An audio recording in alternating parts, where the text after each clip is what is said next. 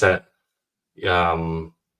we are going. Yeah, mindset's so important in the journey that I've been on. It's like, Buddhism's contemplate their own death frequently, and I think you should be able to do that. And as yourself there, going back to school, it's like there is a death in there. There's an ego death in that journey, and it's really fucking cool to do that. And only growth oriented people will understand that. Yeah, for sure. And as you just realize, I don't do intros properly, so this where people just jump into our conversation. But for everyone, welcome back to the Sound Important podcast. Today I'm with an old friend of mine, an old teammate, Dave Birtwhistle. So how you doing, Dave? Hey mate, yeah, thanks for having me on. I'm excited to chat, although I'm a little bit nervous, I'll be honest. Yeah, don't be nervous, man. What's really interesting is I always envisage people, how you listen to podcasts, I'll listen to podcasts, and then sometimes you just get trapped in a conversation that people are having, just talking about normal stuff, and you're just like, this is a really good place to sit, and I'll just stay here for a little while. Or you get out and you're like, I'm gonna fucking take on the world. I've just binged 2 hours of Ed Milet, and I'm gonna go to a monastery and stuff, or you listen to Joe Rogan and contemplate doing psychedelics. But it's all that's the bandwidth, isn't it? That's the range that you can get everything from a podcast, which is great. And I'll dip my toes in a variety of different ones depending on the mindset, like you've just mentioned. Yeah. What do you want for the people listening to this podcast? What do you want them to get out of it in terms of that psychological state when they finish? Well, I think, do you know what it is, right? For you and I, we started. You came from. I remember you came from Henley from Wasp Academy. You had done the academy stuff at Wasp, hadn't you? And then we both played under a fucking horrendous head coach. And I don't know how much rugby you played after Henley, but we both went on similar journeys in the health and fitness space, and we both ended up at different places. Well, that was 2009, 2010. No, it was a bit. Yeah, 2009, 2010. You're right. Yeah. It's a long time ago now. And that's nearly 15 years later. Yeah, it's been quite a journey for both of us. I mean, I did play some rugby. I stopped playing 15s. I stopped playing 15s because rugby union 15s in a semi-professional league for me was a lot of sacrifice physically, mentally, and time for very little reward. And so I played 7s instead. So I played like 4 or 5 years of 7s at like a decent standard, like, some of the best invitational teams in the country. And that was amazing because it was sunny where we would play, and it was warm, and it was always fun. So that was like, I will sacrifice a weekend for going and having some beers with my mates and traveling to Alicante or Dubai and playing rugby and just like tearing up. That was a lot of fun. And you can get into seriously good shape if you don't play 30 games of rugby a season. Yeah, rugby's really challenging from a physical demand perspective. Like, it's really hard on the body, and if you're it's just very difficult because you're constantly injured to a certain degree. Like, the body's just never recovered. You're knocked, you're bruised, you're in pain, and like I played rugby from when I was like 10, and just you're so used to it, and you're so conditioned to the expectation that you're gonna be sore all the time, to the point where now, when I've because I've had so many injuries from rugby, that was one of the main reasons I stopped. But like ACL, full knee reconstruction, both hamstring tears, AC joint in my shoulder dislocated, ankle. I've had 3 ankle arthroscopies, and so you kind of get desensitized to being injured, to the point where I've got like 2 slip discs in my back as well.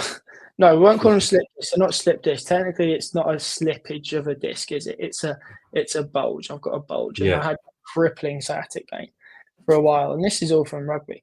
But you kind of just get so numb to being hurt, so numb to being injured, that like now when my fiance Hazel, who's like an active person. She runs marathons and stuff, but she's not from a rugby background. When she gets hurt, I just have like such little sympathy. Cause I'm like, how does it feel? And she's like, yeah, it's really bad. And I'm like, it'll probably heal in like 2 or 3 months, babe. You'll probably be all right. Just go physio. And like to her, it's a really big deal. But to me, it's like I know the objectiveness of the process and that like feeling sorry for yourself, although it's a very natural reaction, you kind of get used to it if you've had it a lot, and then you're like, oh, it doesn't help. Just get on with your day. Yeah, no, It doesn't help our relationship. To no. be fair, that doesn't help our relationship. I do not advise this to anybody listening. Show some fucking empathy. Show some support. Like, be a nice partner. Trust me. You know, but it's just, you know, my experience is different to her experience, right? Yeah, no, I had something very similar, and you know what, you hit the nail on the head here with today in this podcast, and where I've taken my podcast in the last 6 to 12 months is actually we have lots of I'm known in the strength and conditioning space, but there's lots of boring tactical strength and conditioning podcasts when actually, like, from a player's perspective, there, you know, you're saying all the opposite to what a strength and conditioning coach would want to hear.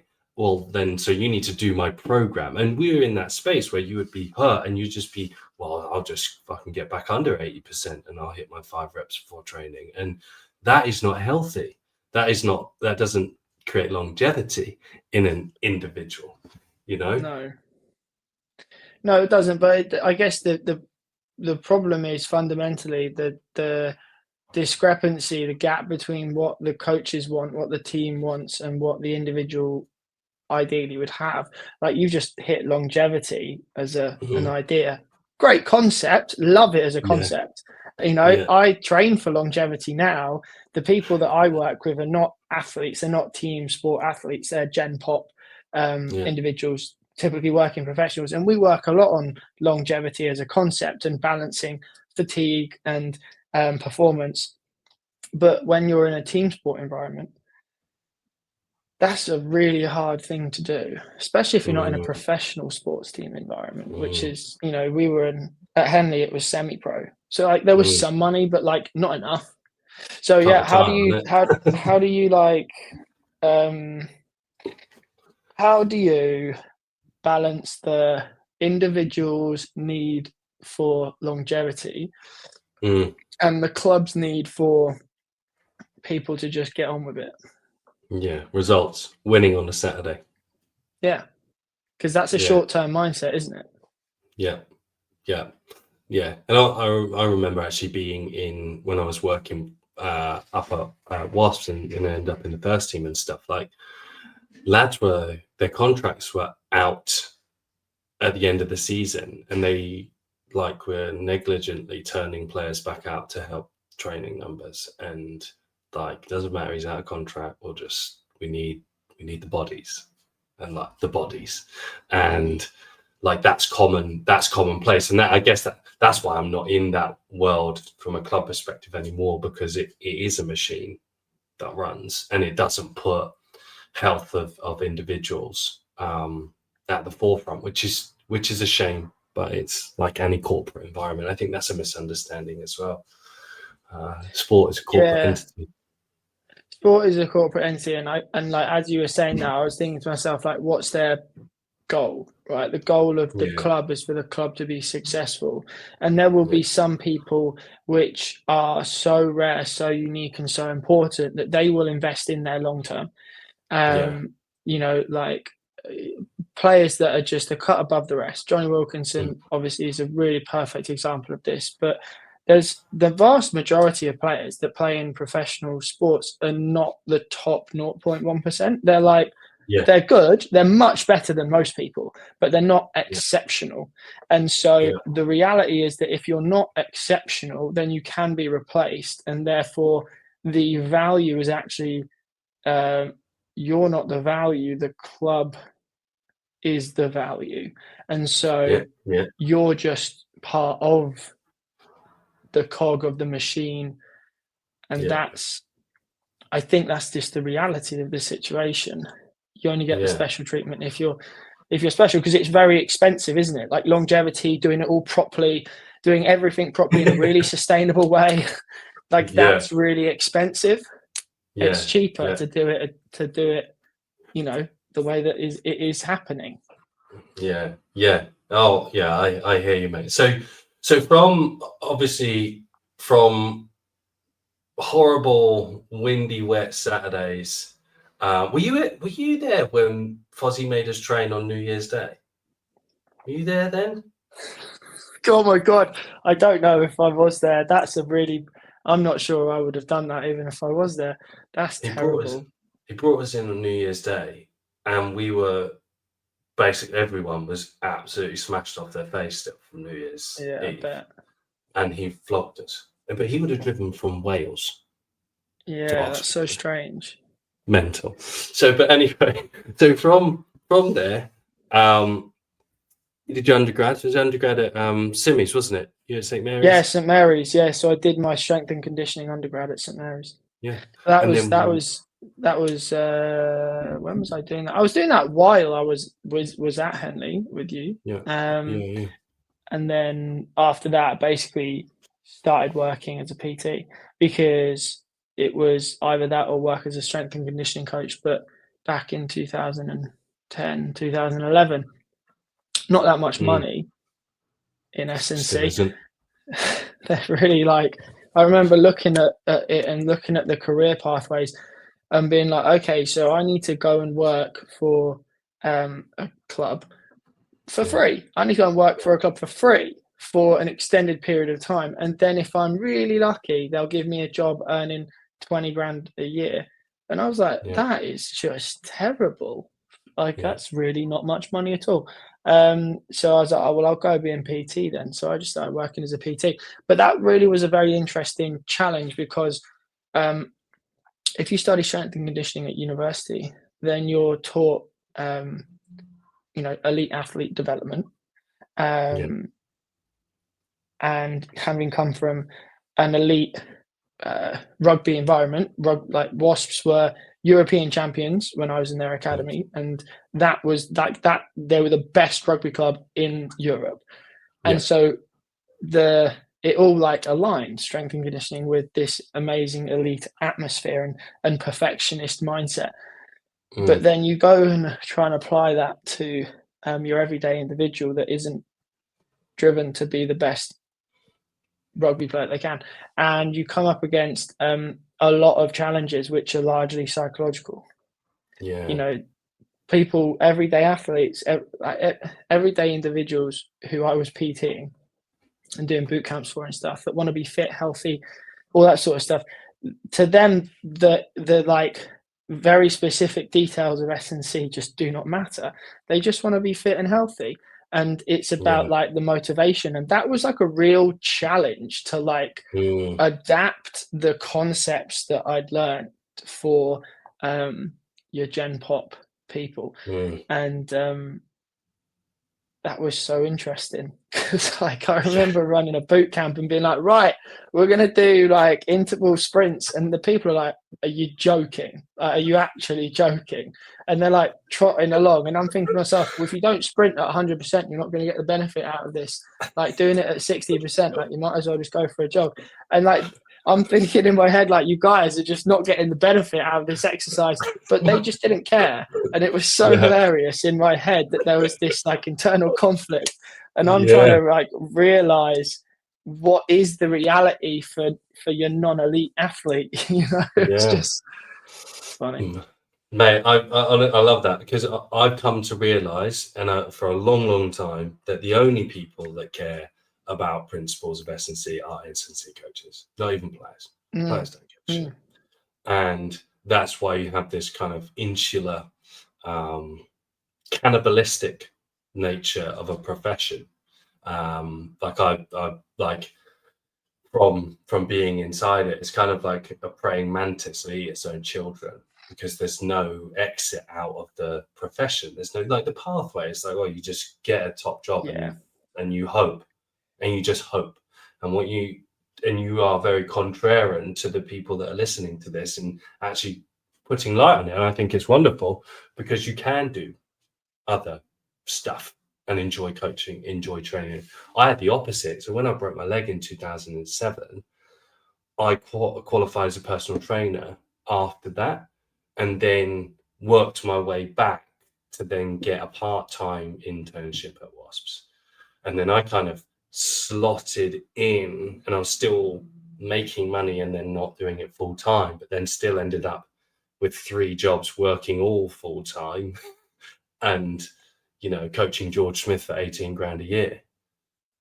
And it was like, this is bad. Like, this is not fun. And, think of like, what you touch on there is outcome, irrespective of what it takes to get there. No one cares. Yeah, you're right. That's basically it. It's what does the person actually care about, and that was it was really interesting because when I was like marketing my PT and my like boot camps and stuff, I was like originally marketing it from an S&C perspective of like, strength and speed and athleticism and coordination and all this shit. And then I realized that no one gives about that. No one cares, right? Yeah. Like people care about the practical application of that stuff to their day-to-day life. And so it's obviously good. And like the coaches that work with me are all really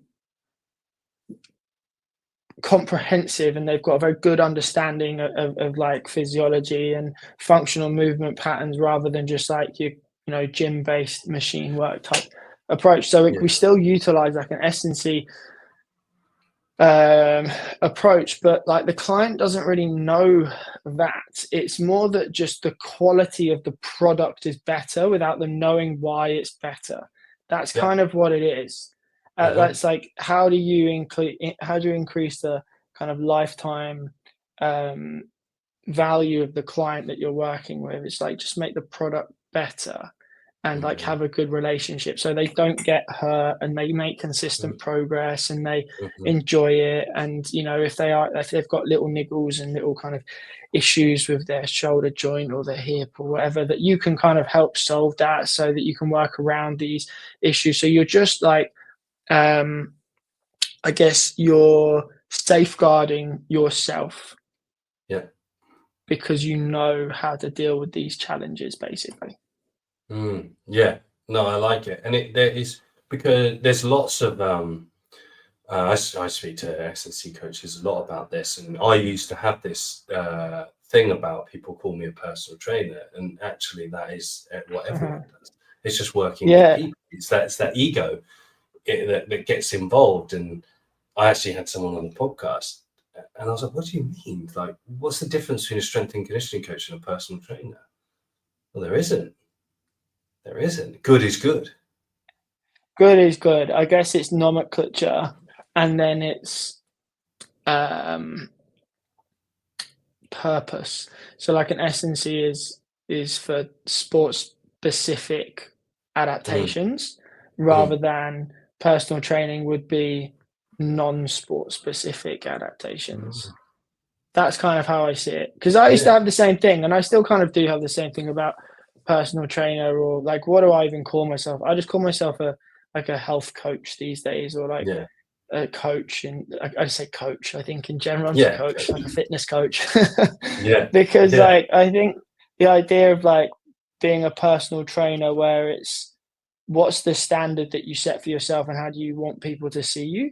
And maybe people, guys, girls listening to this who are S&C coaches, or maybe they're personal trainers and they want to be an S&C coach, like, how do you see it? Like I kind of saw it that like the barrier to becoming a PT was so low that I wanted people to know that I had put 3 years of work into getting a degree in strength and conditioning, not a 6-week course as a personal trainer.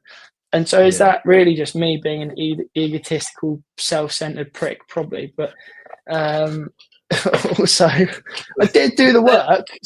Yes, yeah, and I think and that's exactly that kind of fear bias that we can get into, and like having not being able to market ourselves well enough for them people to understand that. I've actually done back-to-back podcasts. So the one before that people would have hopefully listened to was on personal branding. And Interesting. so personal branding, you're talking about there marketing your boot camps. You're like branding it as Dave the scientist, like, and we do that. And I made a conscious decision that we talked about my book. I wrote my book from the opposite because it's telling everyone how important the sport is and how important we are, but I can show you how good you can be in that space. So it's the antithesis. Yeah. But marketing is, when we talk, it's in our space, it's a self-reflection. It is a lot of the time. It's a self-reflection for sure. The health and fitness industry is a bit of a strange one because you've got like especially in personal training, there's like no benchmark really. Yeah. I mean, like in most professions, there'll be like a couple of really well-developed lead companies that like are the benchmark for success. Like in accounting, for example, you've got like EY or Deloitte, like part of the big four. That everyone kind of goes, right, well, like this is the standard, this is what we kind of work towards. Whereas in health and fitness, we kind of don't really have that as such. We've just got loads of people kind of doing their own thing, doing various different courses. And now with social media, everyone's looking at each other to see what everyone else is doing and like, what's the thing that I should be doing? What's the thing that people expect I should be doing? And so it's just really complicated, isn't it? It's really hard. Yeah. I think it's really hard. It is very hard. And what you get is you kind of get, I look at it as the water coming down the drain. It is that there's a dilution of quality. The more people try to replicate other people, it just gets worse and worse and worse.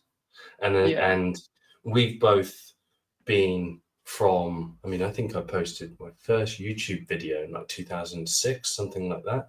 I was like cake squatting. Yeah, really good, man. And I did, and then I stopped. There's a video of me at uni with a mohawk when I had a hernia talking about that.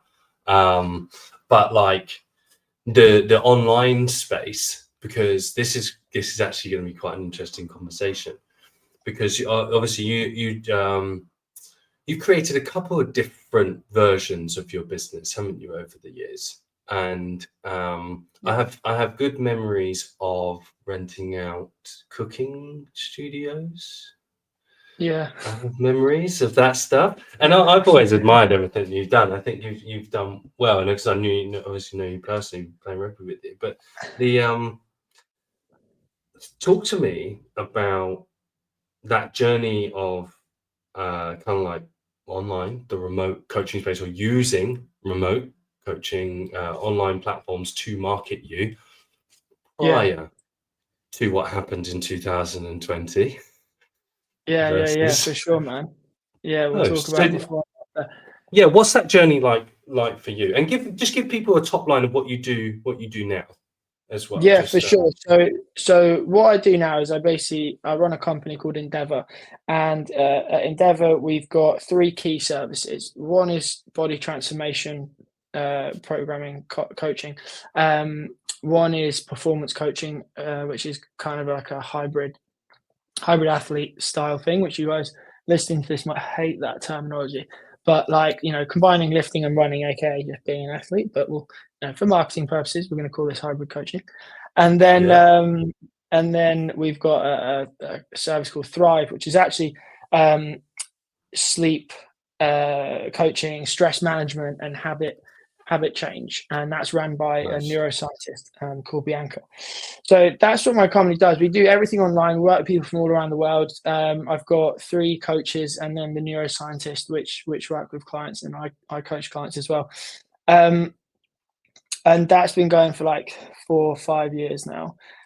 Before that, that company was formed, I did online coaching for about 3 years before that. And that was just under like my own name, just David Birtwhistle coaching or whatever it was. And I was a PT before that, kind of working with people one-to-one and whatnot. And it started out doing the boot camps. But the online stuff started 2014, maybe 2015, something like that, because I was posting on Instagram. And at the time, it wasn't particularly like busy, and it was actually, in comparison to today, way easier to get clients. Like it would be so easy back then that I wish I'd have put more effort into it, because it was, if I basically just started talking, like, you know how you see people, if they're like talking about a thing, exercise, nutrition or whatever, like just giving out information. Literally, if I just did that, within like a couple of posts, people would just inquire naturally off the back of that thing. They're like, oh, this is interesting. And so I just picked up clients, and it was quite nice, and it was quite easy, and it was stable, and it was never massive, but it was really quite easy, working with about 20-25 clients at a time, just giving them one-to-one online coaching from wherever they were, writing programs, giving them nutrition coaching, like weekly video calls and phone calls and stuff, and utilize True Coach. That was the software that some of your listeners probably listen to. So just for people as well, like that's a sweet spot number. 20 to 25 remote clients is a nice number that allows it still to be low lift. And you can, like pricing is very different these days, but you could do good money off of that just by programs and a little bit of support. Yeah, for sure. I mean, like I tried to always like take the personal trainer mindset onto the online space. So developing a connection with the person, right? That's the really important bit. Like, and so having a call, like a Zoom call every week or a phone call every week, like to have the time to talk to someone, to develop a relationship, was really important. And back then I used to charge £100 a month for all of that. And that was 10 years ago. So that was kind of how it started, and that was just, I just priced it at that because that's what someone else who I knew that was doing online coaching was charging. $2.5, $3,000 a month, like happy days. Yeah, it was good, and everything was like quite easy. Now it's way more complicated because social media is way busier, way more complex, way more competition. So yeah, it was very simple. It was very simple back then, and it was just using Instagram. Yeah, and so I think like it's quite it's very interesting to see. Like, I mean, I came up like he's a friend now, like Zach Kevinish on YouTube, and I'll be watching him and emailing him as an individual and bits, and that was all YouTube, newsletter. Like that was it, and product on the back end, and it was really simple, and it was like, I love that. And then the short form side of things is social, like this thing fucking Facebook shows up, and then Instagram. And have you seen the movie with Vince Vaughn and Woody Harrelson when they do like the internship? Yeah, at Google. And it's like, let's take a picture and let's put it on the cloud. Let's put it on the line. Like on the line. Is that online? On the line. And we could be out taking photos of the thing that we can do, and we're going to share it with everyone, and people will love it. It's like, and that's what it was, wasn't it? And so us like this, this thing comes up, and like if like you said, if I don't think I'd have ended up in pro sport if I'd kept just plugging away, but no one showed me the way. There was no like, do this, because this is how you do business. This is how you can create a business rather than a service. So all that stuff happens, and then we get to January 2019, fucking everyone's avoiding Chinatown in London, thinking this virus is breaking out. 28 days later, it gets binge watched. Great film. And then, it was a great film. And then we go full lockdown.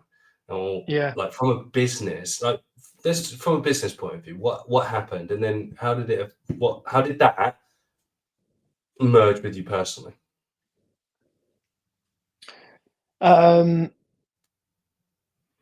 Well, I don't really know. I was kind of in the same situation as everyone else. What was going on was just going into lockdown.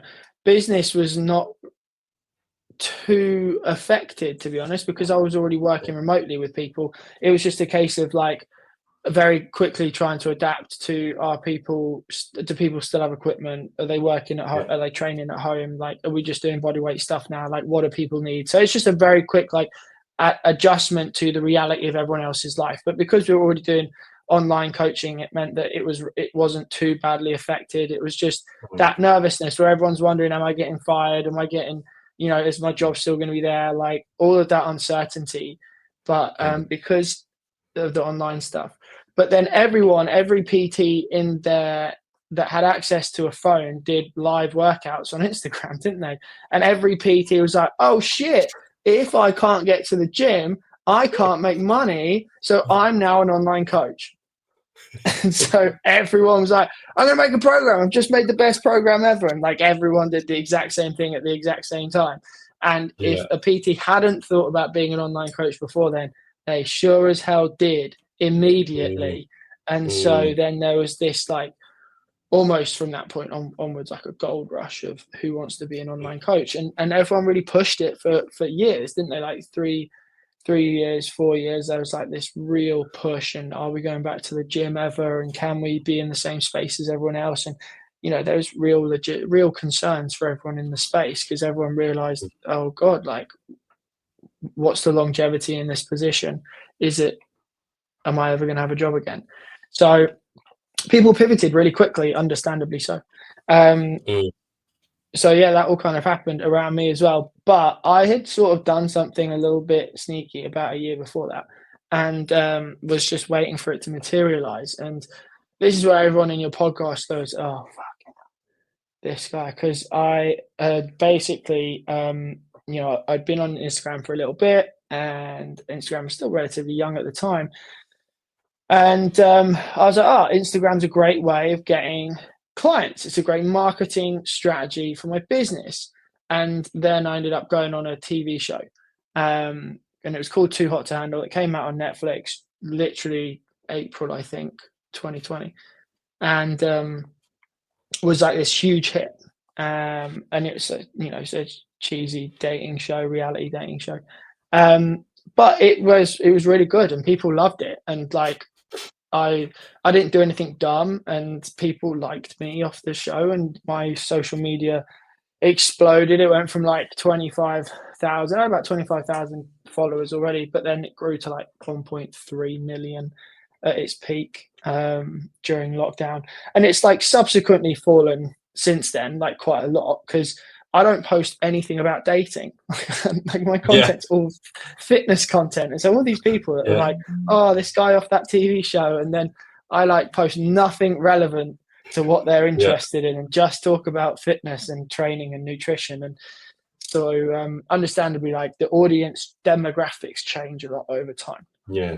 But yeah, like the show, the idea behind it was go on a show. If it's good, then you'll get loads of eyes on you. And Hmm. what is the number one rule of marketing? It's get people to look at you. Just get Yeah. people's attention. And that it Hmm. worked really, really well. But the really interesting thing was the business, although I'd like put a lot of effort into creating Endeavor, because that was the purpose of creating Endeavor originally, to go from David Birtwhistle coaching to an actual company was I Yeah. was like, right, well, if this is going to be a hit, then I want to have it looking professional and like have a Mm. proper setup. So I was like, right, well, I'll make Endeavor. And but I'd set it up based on the expected volume of a couple of leads, couple of Mm. calls.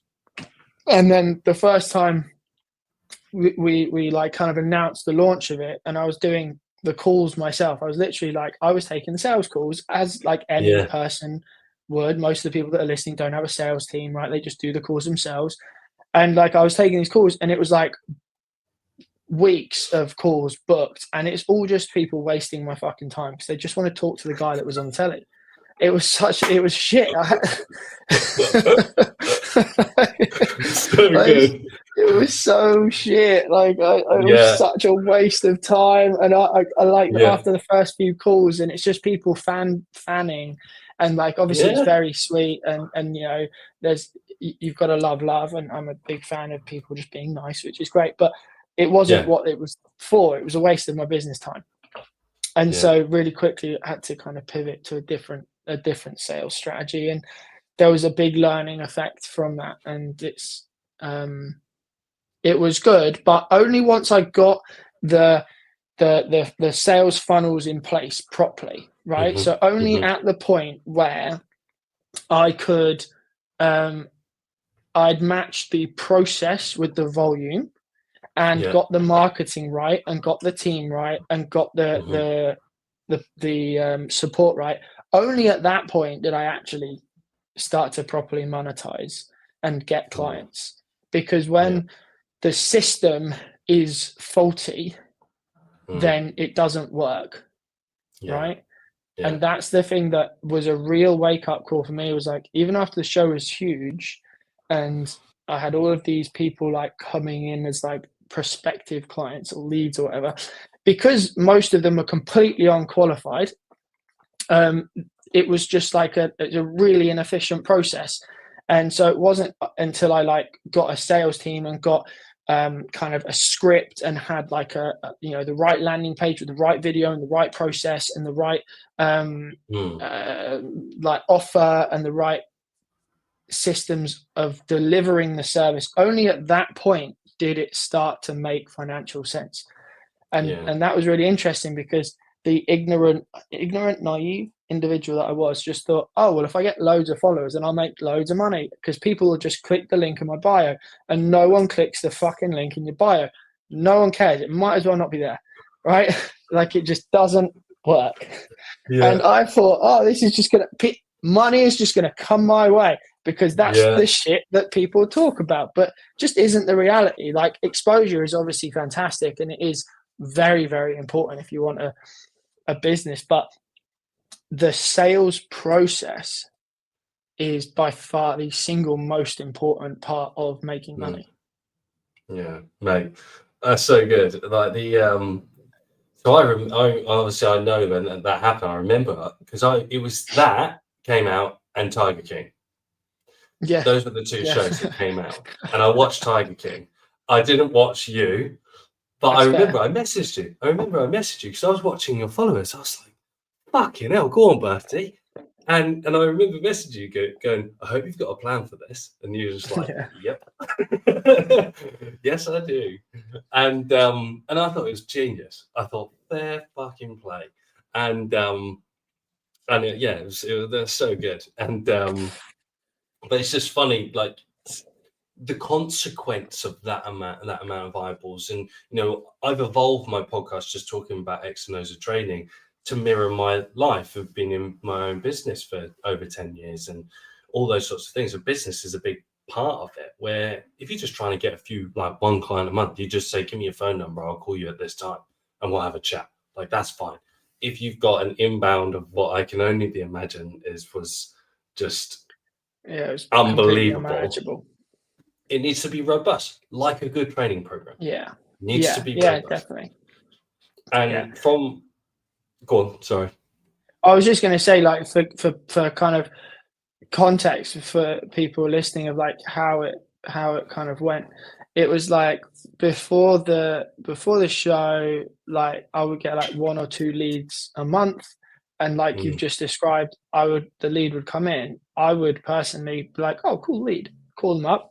Hey Sarah, it's David. How's you going? You've mentioned this, like blah blah blah. Talk them through the thing, talk them through it all, and be like, do you wanna sign up? And they'd be like, yeah, Yeah. cool, that sounds good. And then I remember, like, I did this a call to action on Instagram, which was basically I put up a series of stories, and then was like, if anyone's interested, like, just DM me. And I had, at this point, I had a team of like 5 people, right, like basically managing my inbox on Instagram to like handle leads, but it still wasn't enough because we got like 1,400 qualified leads in 2 days. And so these people just couldn't keep up with the volume. And I remember talking to the guy, the manager, the sales manager on this. I mean, this was like completely ridiculous. Like we just never had this response ever before. Like it was It's just so good.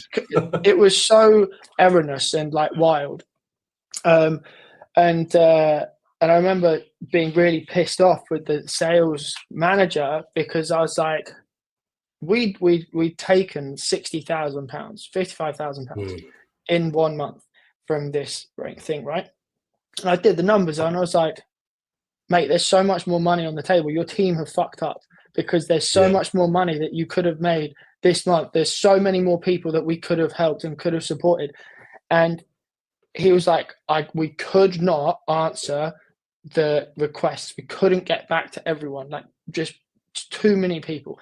And so that's the point of like your system has to match the volume and the requirements. And if it doesn't, then it's not going to work. And so even though people listening might be like, well, that's a lot of money in a month. I'm like, yeah, it was. And I was like ecstatic that I'd made that much money, but I was also pissed off because we probably could have done double had the team been bigger.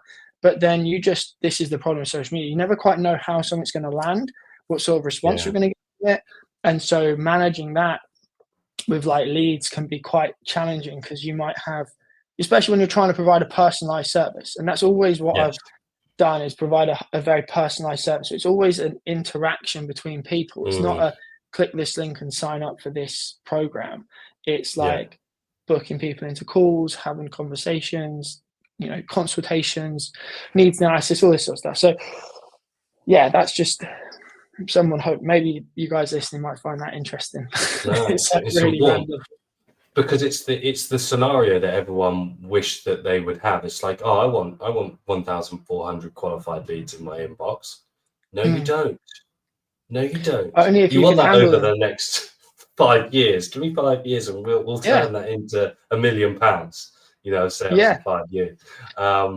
Like I only had, and it's not to that scale. A, I wasn't on a TV show, but B, I launched my first coach education offering and the back end of COVID, and I had 200 leads that I had to service in 7 days myself, and was doing a 2-call close. So I'd speak to everyone first, and I got so sick. Like we banked 20k off of that, and that program has now been running for 6 years. So that started 2018, 2019, and is still now running in a capacity of a mastermind group. But that was horrendous. So I can only imagine the stress. Like I got really sick off of that. Like it wasn't fun.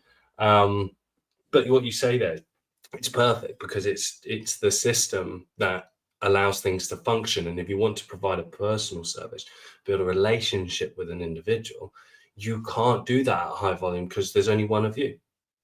Yeah, exactly. And the strategy, the approach, the system like you've described has changed over the years for me.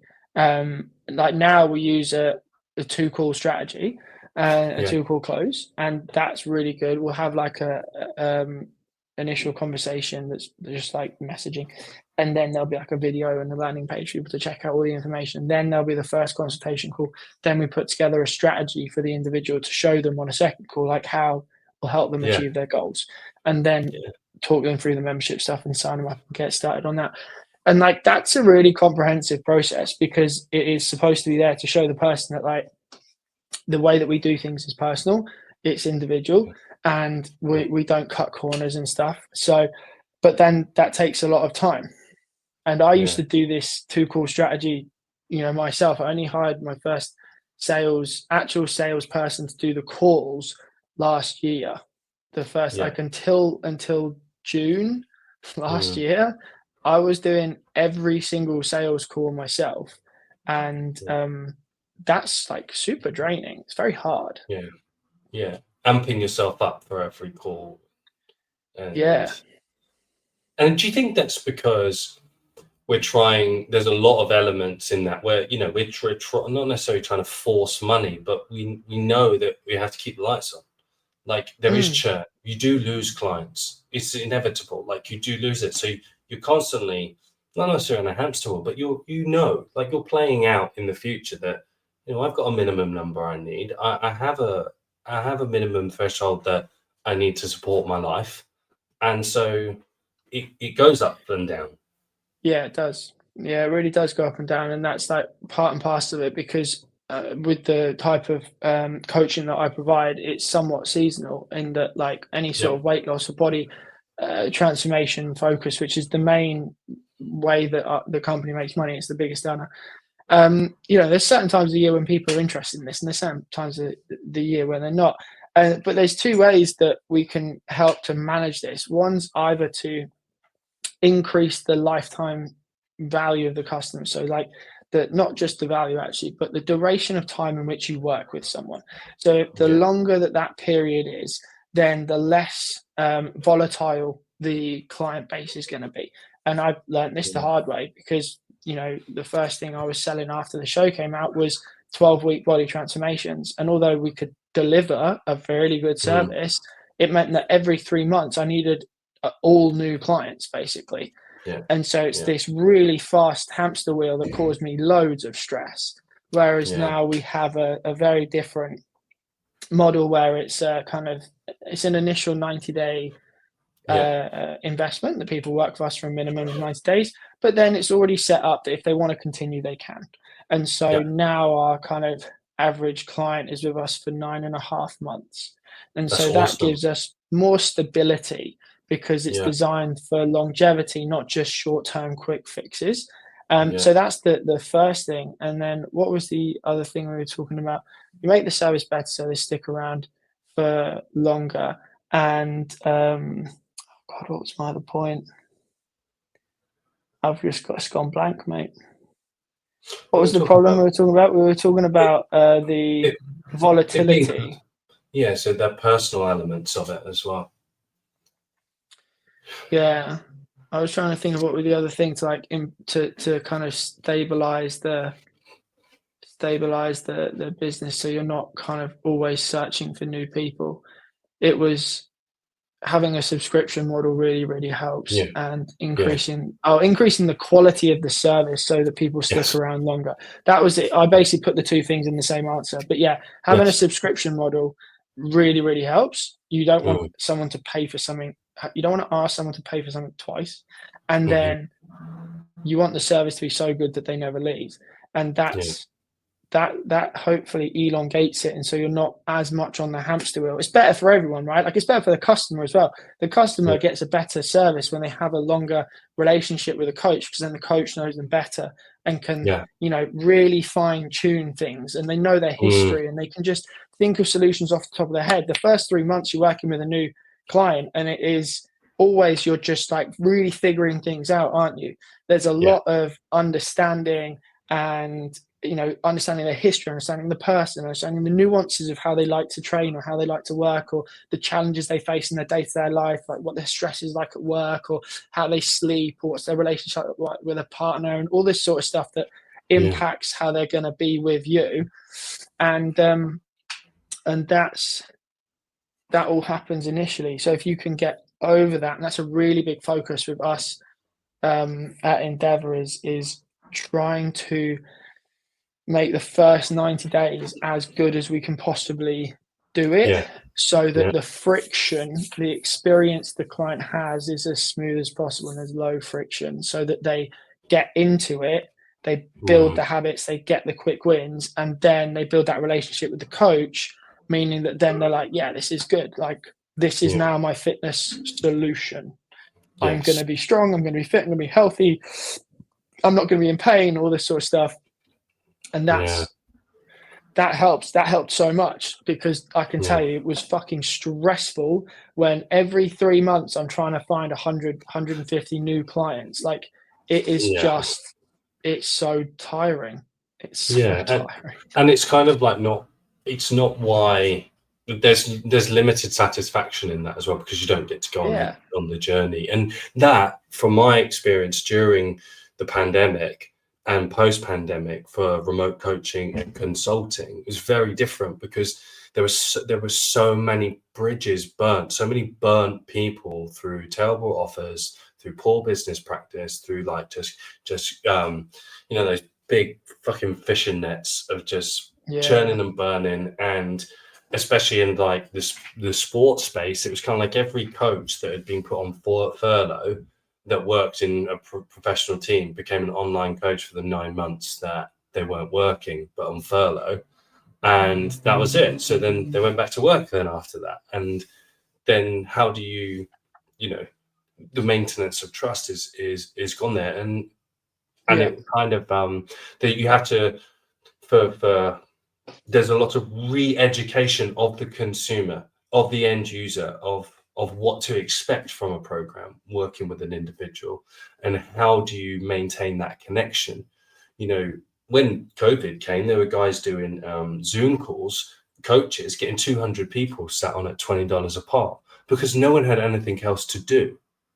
Now people are trying to sell £500 courses, but everyone's back to work. No one's got time to sit through 12 hours of fucking lectures. It's a very different marketplace now. I was literally reflecting on this yesterday about how different the space is these days compared to pre-COVID. It's very saturated. Like the online health and fitness space is very, very saturated, and there's been lots of people that have put their trust in other coaches and been burnt by poor offers and poor service. People not doing it with the quality in mind.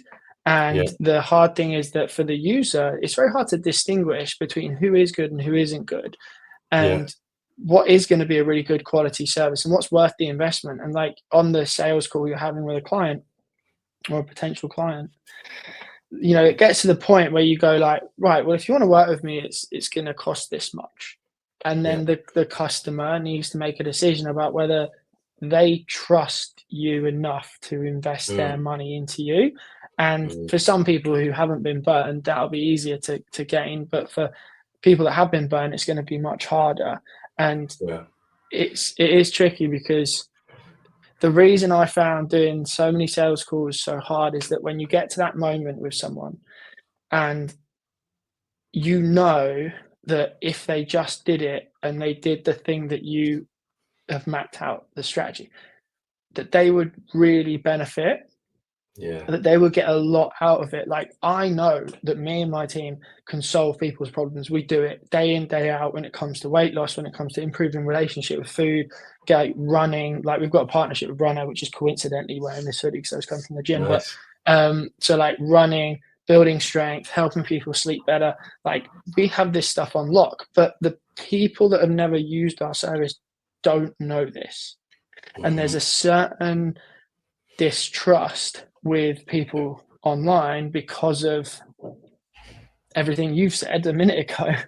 With people getting burnt Cowboys. in the past, the Cowboys, and there not being any like differentiation. Like, how would a customer know if you're good or if you're not good? And that's where like constantly putting out high value content is like really, really important. And the sales process is really important. Like building trust through that process, not being sleazy, not trying to just sell, but trying to give value. Like, but then that's really hard.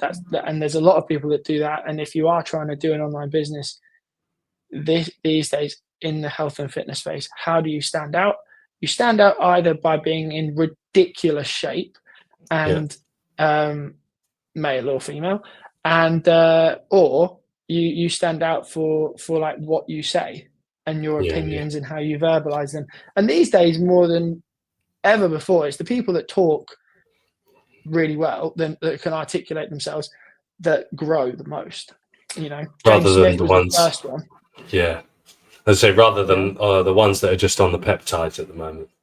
Like, there's obviously some, like, Sam Sulek's obviously the biggest fitness influencer in the world, and he's grown in a really interesting way, but he's a massive bodybuilder. And C-Bum, that obviously amazing, like in incredible shape. Like, I'm not throwing shade, but like the standard that your physique has to be at to stand out on Instagram these days is so outrageously high. It's like madness. And you might have seen this meme, Sam, like you might have seen it where it's like,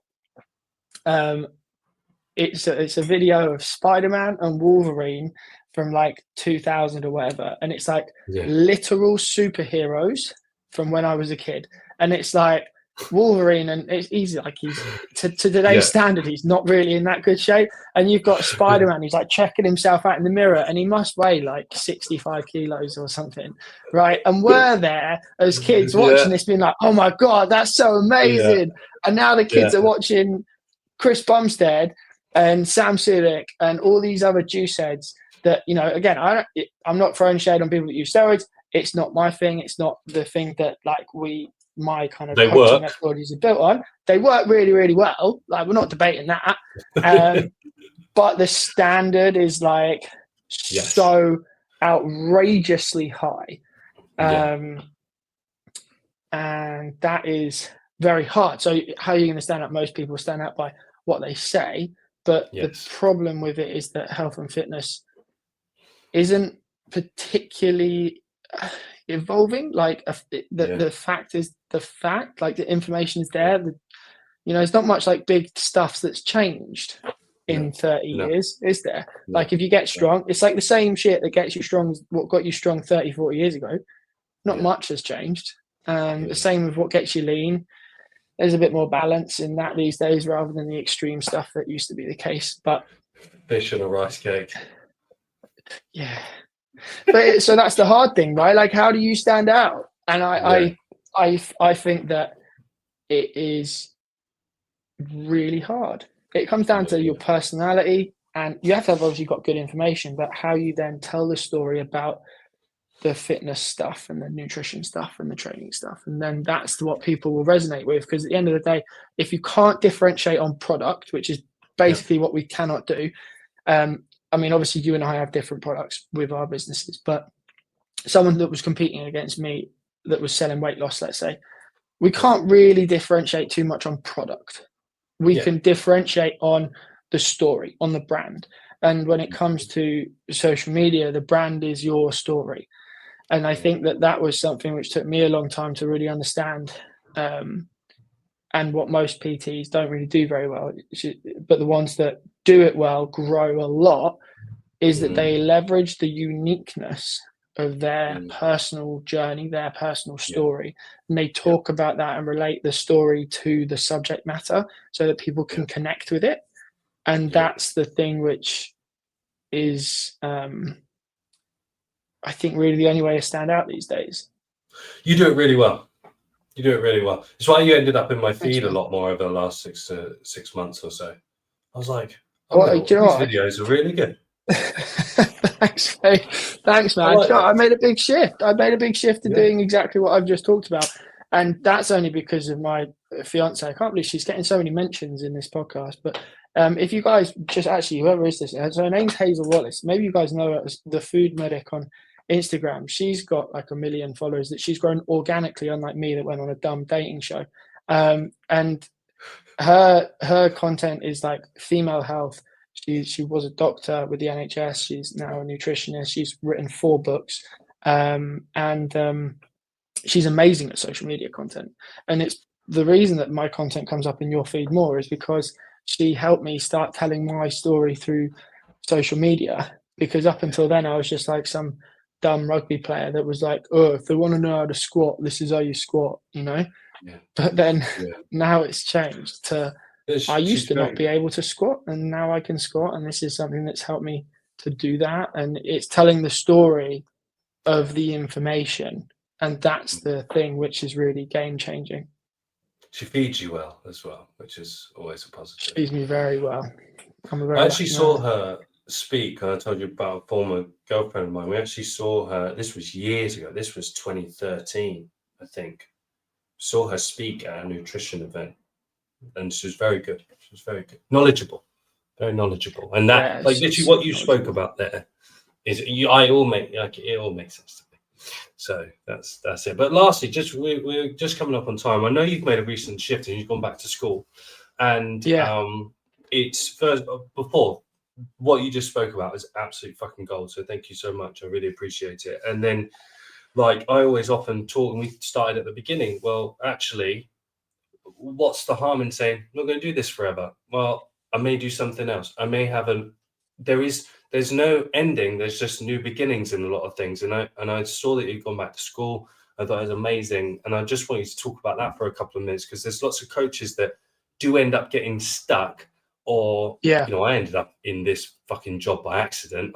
Like, if my dream job is building tree houses, like one day I may do that. I Like, love that. I just That's so cool. like, that is my thing. I renovated a boat a few years ago, and but that's something that just didn't happen. Rugby player, lift weights, run fast, it does itself, right? So how are you finding that? And then what was that Yeah, push, and any take home messages that you can give just before we wrap up? I love your sentiment. There's no ends, just new beginnings. That's a really lovely way of phrasing it.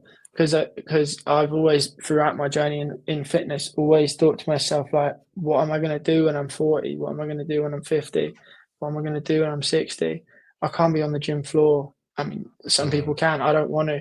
So that's always what's been the driving force behind the decisions. The driving force behind the decision to go online was it has more longevity. The driving force to go on the dating show was to get exposure for the online stuff, for the longevity component. And now I've gone to university. I basically saved up because I've been working as a PT on the side of doing this. I had like a couple of clients, and I basically saved all of my PT money for the last 3 years.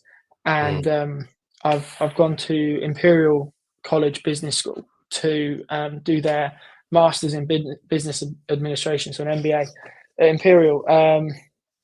And that's like a really huge investment financially and time and effort. yeah, But that's because what is after?